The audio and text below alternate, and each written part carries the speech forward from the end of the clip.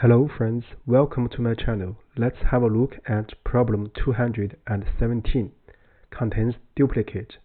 Actually, we just looked at problem 219, contains duplicate 2. So in that video, we solved that problem using dictionary and check. So here we're going to also solve this problem, but using a slightly different idea. The same line of idea is set and check.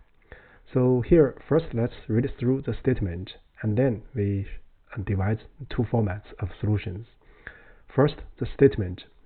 Given an integer array called nums, return true if any value appeared at least twice in the array, and return false if every element is distinct. So here are three examples. So in example 1, so we return true because 1 appears twice.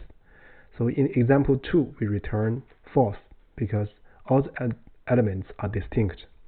And in example 3, we return true. For example, 1 appears even 3 times, and 3 appears 3 times, 2 appears twice, and 4 appears twice. So the constraints for this problem are the following. First, the list is not empty, and the length is bounded above by 10 to the power 5. And the number or elements in the list can be negative. So with that said, let's look at the solution. So actually this problem is an easy problem as demonstrated or as marked or tagged by Leetcode.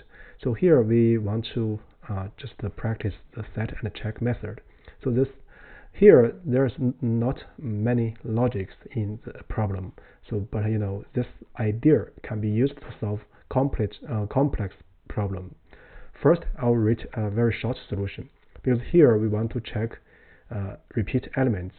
So if the nums list contains no repeated elements, then that actually mimics the set data structure. So we're going to first make a set operation out of these nums, and then we're going to check the length.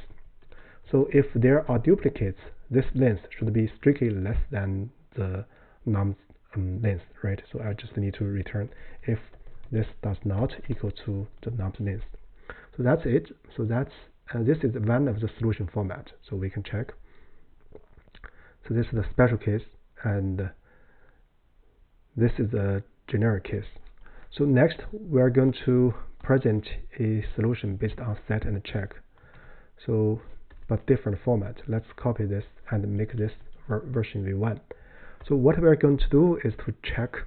So initialize a set. Let's call it set. And then we're going to iterate for the numbers in nums. And then we check if this number appeared in D before. If so, we just need to return. Otherwise, we update the set. And then finally, if nothing returned, so we are going to return false.